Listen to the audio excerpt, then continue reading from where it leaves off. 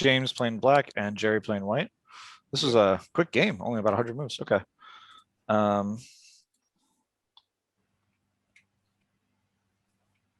All good so far.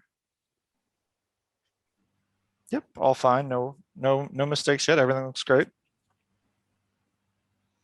I would say that black should probably extend here. This might be the first mistake of the game.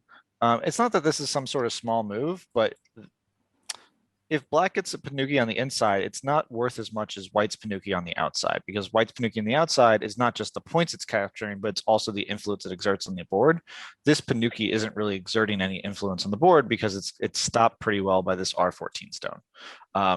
And so black's corner is not really expanded, where white's side is much more protected. So I would say that the Atari at S17 was probably a mistake, and the first it probably should have been played at N17. Okay.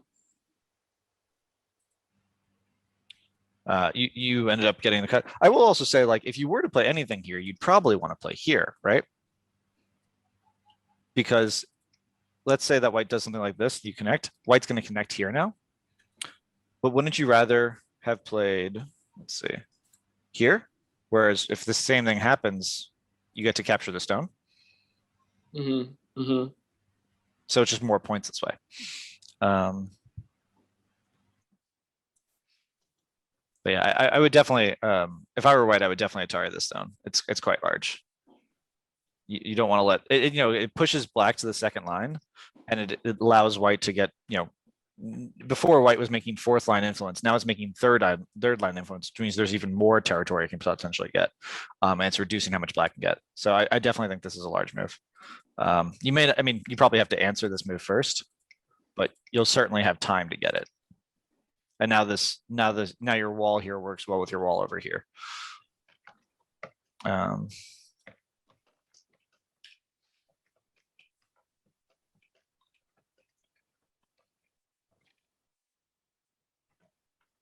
So this is okay. Yeah, this is fine for both sides. Typically, you don't see this move too often. You'll more often than not see here. Black playing at D18, white Ataris, black takes, Atari, connect, Atari, cut, connect, and then black plays here, white plays here. This is the most common, well, I should say one of the most common variations that you'll see. Probably something like this would happen, where white would get a nice position here and black would get the corner territory. In the variation you played, white was able to basically take all of the outside influence. Mm-hmm. And so in the other variation, black had prevented white from getting outside influence on this side and still kept points in the corner. Maybe that ended up hurting me later in the game. This is a very thick position for white, and I think the focus of the board is really going to be on this move over here now. And because here's the thing: if black just plays an expansion move over here, white plays here, black plays something like this. This is a lot of territory for black to have to deal with, right? And because white's so strong on both sides, it's going to be hard to really get in there without risking yourself.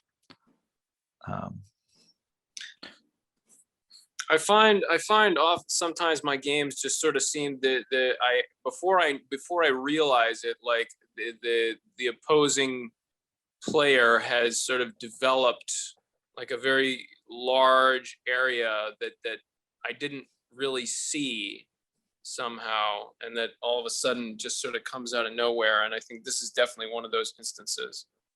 Well, I will say too, like, it doesn't matter how much your opponent gets as long as you get more, right? So if your opponent's developed, just because your opponent has a nice framework here, doesn't mean that you're not doing okay, right? Like you could just as easily build a large framework. And in this game, I would say that probably black is winning, right? If this was how the game went. So, just because your opponent has a large framework doesn't mean that you're losing. And keeping count of the game, because let's say white plays something like this, you just do a light reduction here and you completely destroyed a lot of the territory that white was mapping out. You don't need to do a crazy invasion. So, keeping an accurate score count is really going to help in trying to figure out, okay, what do I have to do? How do I have to play going forward? And I think that's something that people often overlook is like, oh, counting's for the end game. No, counting's for every part of the game, because that's going to dictate exactly how aggressive you need to be. You know, I think that's part of the reason why AIs are so much better than humans is because they can look at, you know, these tiny exchanges, count the exact value of them, and just know that they're ahead and win based off that. Mhm. So looks, I would say L3 is probably a little bit questionable.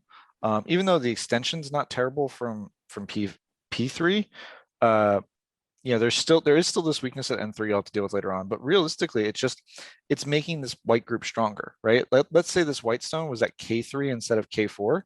Would you have attached at L3? Probably not, right? No, Right. So if you wouldn't have done that here, why would you do that when the stone's diagonal, right? right. I find it tough to think of it that way. Like think of one move ahead. Like, okay, if this is the next move, would I have made the previous move? I find that kind of hard to conceptualize. It's definitely easier to do when you're doing a review and you have the time, the luxury of time. But even still, right? Like just thinking separate from that, right? Is this stone where you want it to be? Well, Uh-huh. not really. You'd probably rather have the stone here, because if white were to do the same thing and block here, you don't need to come back and protect this. Right. Whereas if you have the stone here and white blocks here, there's a weakness here, Hmm. right? This Okay. this is something that white's gonna have to deal with. So if white's gonna respond regardless with this move, now I'm not saying white would, I'm just saying if white were to, right? That's kind of using Tawari. If all the moves are the same, can we place one better? You'd rather have the stone at M3 versus L3. Yeah. Okay. Um, and even here, right? Like this is the same concept I was talking to David. Like in his game, black allowed white to hane at the head of the two stones. Like this is the shape that black wants. It's just, you know, it's bad proverb because it's now black only has 1, 2, 3 liberties here, where white's position is expanding what it can get in the center. It's attacking these 3 stones. It's extending the amount of liberties it'll have here. So that's why you don't want to let your opponent hane at the head of your 2 stones, because it's going to significantly reduce your fighting ability.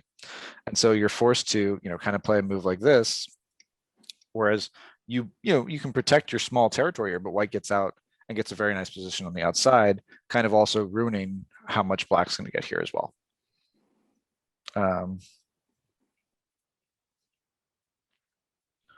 Similarly, right, like you don't want to let black come back and hane at the head of 2 stones. So I think white needs to extend one more here, and probably something like this would happen, which would give black a decent framework. But you know what you don't want to let happen is black hanes here, white, and now black's expanded its framework even more so. So definitely. So even though this is obviously a move that black has to answer, you know, you want to kind of come back at some point to block to play here. This is going to be quite a large move. Right. It's not, you know, and the issue with this move is you don't want to attach to a weak stone, right? Because you make it stronger. So what white has really done here is it's solidified all these points. All these points are now black's. You know, if white comes in place here, it's going to be really hard for white to live. Right. Whereas now, let's say white were to play here, black were to play here, you have moves like this to invade. It's possible that you could even play something like this and try to live. Like there's a lot more aji that exists here. But as soon as you attach to a weak stone, you're kind of ruining that aji. And I know you didn't play it, but it's still good to know. This is maybe just too greedy for white. I think if white just backed off, this might be better. Let black play here. You know, again, when you attach to a weak stone, you're going to have to deal with your groups being weaker than your opponents, right? So if this is the variation, I would be quite happy as black here, right? Yeah. So I think that white's position here may have been a little questionable. Yeah, this is fine too. You know, it leaves a little bit I more was happy aji, with but that. I thought that was pretty good. yeah, this is a great result for black. Excuse me. And, you know, and these 2 moves, like, yeah, they expand white's territory, but certainly not as much as black's, right? Right. Yeah. I was very pleased with that.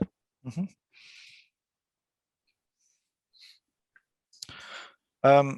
So this attachment can be good sometimes, but I think because of how strong this black group is, maybe better just to play here. Because I think you're going to owe a move no matter what. I think that there's a lot of Aji here, and you don't want to let white invade your 3-3 point. Oops, excuse me. So in this particular instance, rather than attach, I would just protect my 3-3. If white wants to jump here, you can Hana here. If white wants to extend here, now you can come out here and destroy the framework that white's building here and try to get into the framework that's white's building over here. I do want to say that this move over here is quite large. I know we've been kind of ignoring this 018 move. When white gets this move, this group in the corner is almost dead. Right. Because if you ignore, oops, excuse me. So that's something I really didn't want to let happen there. All right, this would be dead shape. So black needs to come back and play here. Otherwise, if white gets this in Sente, black comes back and lives, and now white's gotten this really nice Panuki in the center.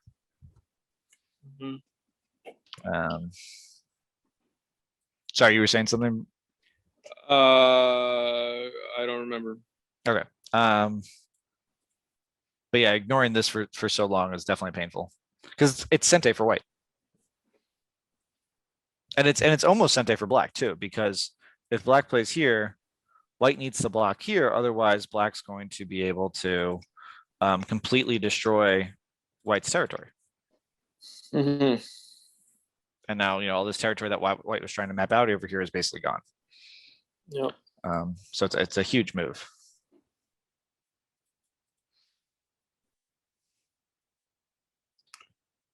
I question how large these moves are because it's not really helping helping black get territory per se. It's just reducing white's territory. So I think if I were, again, kind of why I was talking about playing this B5 move as opposed to the attach. And so I was hoping to attack this group after making a sort of a wall over there. You mean this group? Yeah. Yeah, it's something you can consider, but I would probably just do it now. I would just cut. I don't want to add more moves here if I can avoid it. Why not? Why not?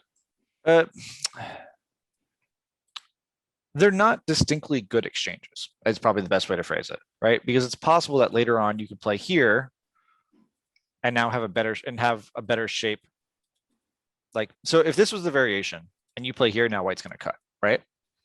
Yeah. But it's possible that later on, and I'm not saying that this is a more nuanced thing, but these aren't distinctly good exchanges because I might have something better here later on. There's Aji left over that I could be using, right? So if I had played a move here as a ladder breaker or as a co-thread or whatever have you, my opponent ignores me, I can now play here and have a much better attack on these two stones, right? Whereas if I play here first, play here, and now I play here, white can easily ignore this move, right? Because now white can just connect back.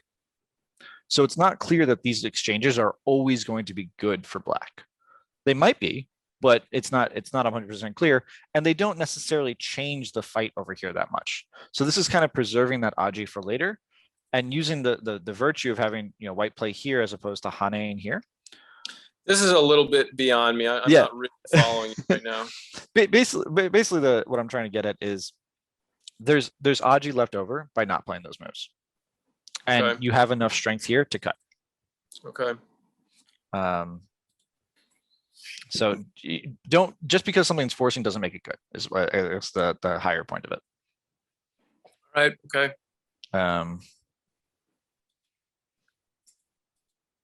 And especially this move, right? Because this isn't Sente, and so now white gets to come back and protect its cut. So if you're going to play it, you have to play it now.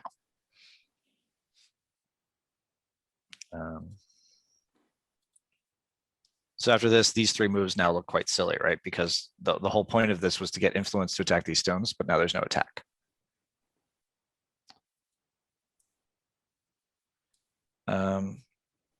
Maybe a little bit questionable. This is the type of move that this black move you might see if you're really trying to attack these stones, but because white now has this L7 stone, there's almost no attack on this group, and it's not really protecting this territory over here.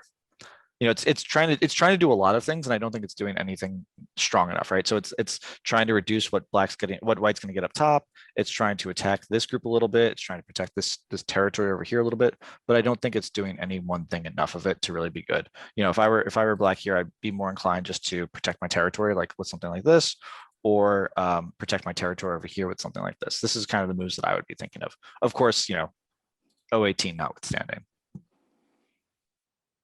Um, Again, white's pretty strong here. You don't need to run out. Much better, you know, just to play 018 or to start, you know, breaking into white's territory, black's territory, either with a M8, M7 or a move like this to kind of destroy what black's mapped out. Playing these moves when your group's already alive, it's not that helpful. I know that wasn't your move, but still good to point out. Okay. So, you know, again, when we're looking at this move, what's the purpose of it, right? Well, we know that this group's pretty strong. We know that this group's pretty strong. So it's a reduction move. Right. Okay. Well, we're not getting territory. Can we get territory while reducing? Is it possible to do something like this would be better, right? Because we're able to strengthen the territory that we've mapped out over here. So this would be a better use of our stones. Well, this area, this up top area just looked so big. I didn't want to, you know, I didn't want to let him get a move there that would like seal off the whole thing without me sort of like prying into it a little bit.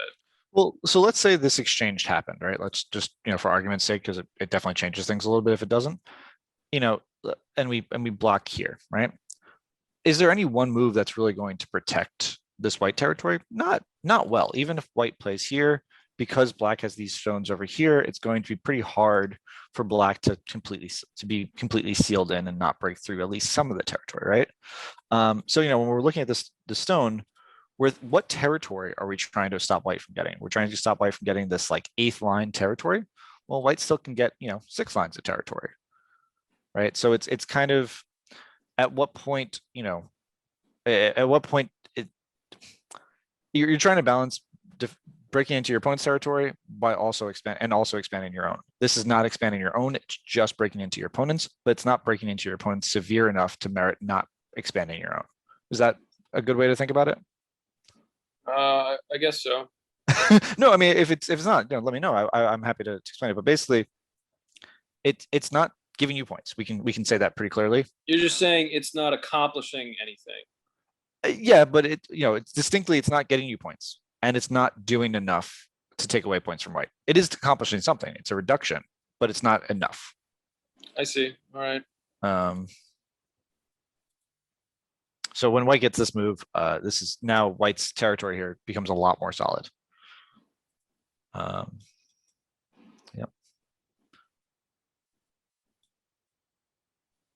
So I think because white's position here is so thick, white can be more aggressive and play something like this. You know, white should be more ambitious here. You know, when white just plays a move like this, it's kind of strengthening territory that white already has. You know, if black were to do an invasion like this, you know, let's say that you know, white played something like this. If black were to do an invasion like this, white would attack it very severely, and it's not clear that this black group would live. So you're you know, almost playing inside of your own territory by playing like this. So something like this would be better.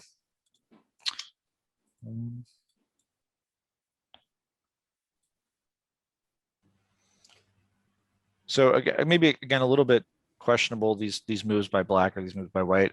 You know, you're focusing on maybe the wrong side of the board right now. Again, this is still a huge move. Really want to protect this territory. If you don't play it, white can very easily. I play it eventually. Yeah, white can easily come in at c3, and that destroys all of black's territory here. Mm-hmm. And not only, and the key part of that is not only to destroy black's territory, it also gives white territory, right? If this is the variation, now white's taking, you know, 6 to 8 points. Whereas again, these moves in the center, they're not giving black anything. They're not giving white anything. They're just occupying kind of the dame points of the board. Yeah. Okay, maybe think Yeah. about time a little. Yep. We have one more game to go. Sure, we can do Alex's game, I guess. Well, let me ask this, James, was there any questions on anything else in the game before I switch over? I played one final move, one move at what was it, H2, I think, that I Okay. really that looked really cool to me, that I really This wanted one? to play. Mhm. And I guess I just didn't read it right. I thought it worked, but then like I was trying to take away his base there. I played something like that previously, and is that like, I don't know, is that a bad move? No, it's not bad. I think there are certain situations where it's good. I don't know if this is one of them because I think there's enough weakness on both sides where it's not quite clear this is going to end up being good, right? Because if white plays like this, you have to block, right? Yeah. Now white can play like this, you have to block, and now you can no longer connect back. Right, I see. Something like this happens and you've lost the stone. I was just very focused on it throughout the game. Like as soon as I saw those the double 2 stone formations at F and K, I knew I wanted to play that. I guess I don't really have an exact question. I just, it looked really clever and cool to me at the time, but it seems like I couldn't quite make it work. Yeah, I mean, it is a cool move, but you need to have strength on both sides before you can play it. That's the kicker. And even if white just plays here, it's not really getting black all that much territory. Okay. It's maybe 5-6 points. And now it I allows mean, white to get further in. can you recommend like a course of action when I'm thinking about moves like that in the future? Like just make sure I'm strong enough on each side to like connect, or don't think about making cool moves? No, I mean, I want you to think about cool moves. So definitely not that point. I think it's weighing, there were a lot of moves in here that try to do a bunch of one thing, or try to do a little bit of one thing and not enough of anything, right? That's kind of, I think, maybe something you can take away from this. And sometimes it's better just to do a hard move like this and let white play here so that you can get both sides. You know what I mean? Rather than trying to take away from your opponent with something like this. Sometimes it's better just to protect your own rather than take away from your opponent. That's another way to think about it. But here, just with this particular move, with these types of like invasion points that you're thinking about, you want to make sure that if your opponent tries to do something fancy, you can give up a couple points in order to get it. And I don't think you can give up either side particularly easily. Okay. All right. I get that. This is more of a fun move than a particularly strong move, I think. Okay. Yeah. Well, that's what it was. It was fun. Yeah. That's why I wanted to play it.